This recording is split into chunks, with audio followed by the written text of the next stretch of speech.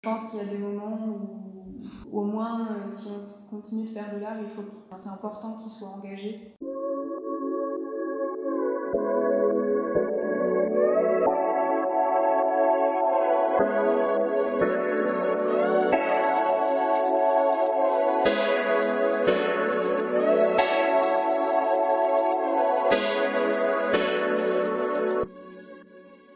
Je fais un projet qui s'appelle Laisse pousser ta graine, qui me permet pendant 8 mois de sensibiliser les jeunes à réduire leur empreinte écologique. Je m'appelle Mo, je suis en 2e année art à Les Sables.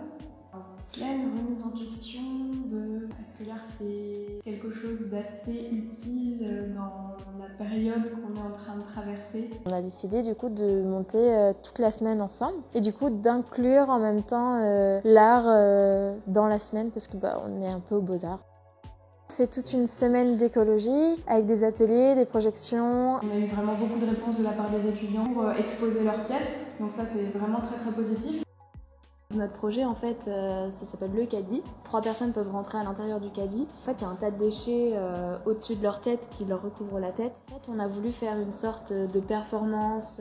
J'ai fait plusieurs fois le tour de l'école dans les poubelles pour récupérer les déchets. On s'est rendu compte que tous les marketing qu'il y a pour l'alimentation est super agressif au niveau des yeux.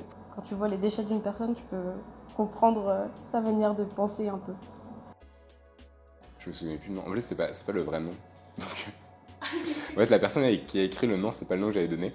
Mais du coup, le nom est quand même bien, donc je le laisse. Je choisis de réinterpréter l'imperméable et de manière plus écologique en réutilisant des plastiques que je trouvais dans la rue.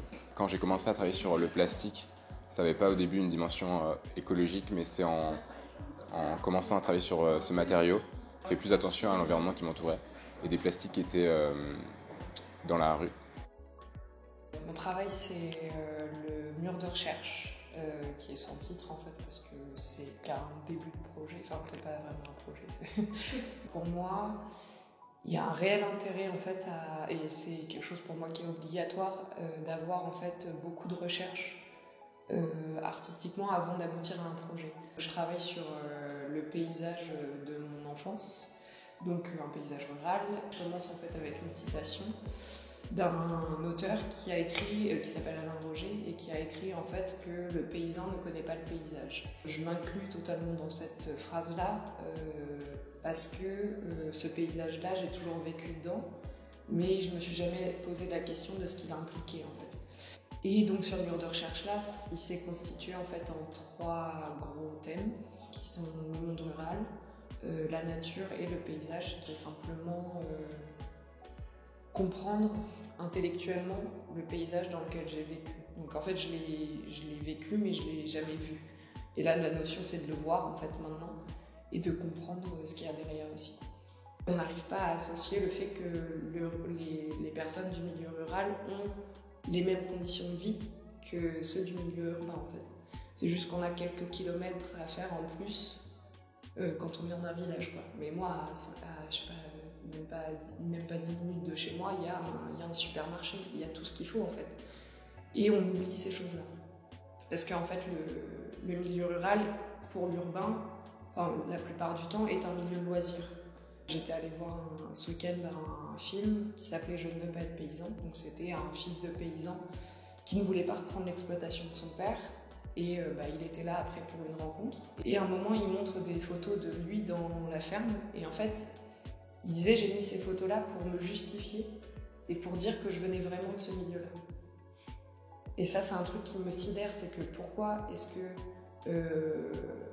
si on n'est pas un plouc, si on s'habille bien, si on a un peu de culture, pourquoi est-ce qu'on ne peut pas être paysan? Et c'est vrai que cette reconnexion-là, il faut la faire en fait, entre le rural et l'urbain, parce qu'il y a beaucoup de clichés qui sont présents en fait. L'idée c'est de combiner une efficacité politique et une efficacité poétique. Je pense que ça donne de la puissance en fait, à la fois aux actions qui sont menées, et ça donne de la puissance ou du fond, ou de la profondeur, peut-être, à l'art. Pour moi, de ce que j'ai compris, c'est un artiste qui va faire vraiment des actions. Donc en fait, c'est vraiment des œuvres qui sont vraiment percutantes, non violentes mais percutantes et qui font réagir en fait. C'est à la frontière entre le militantisme et... Je pense qu'il faut allier les tactiques et je pense que l'art, ça peut être un moyen, en fait c'est un médium, un moyen de rendre sensible des problématiques. C'est un peu prendre des détours l'art.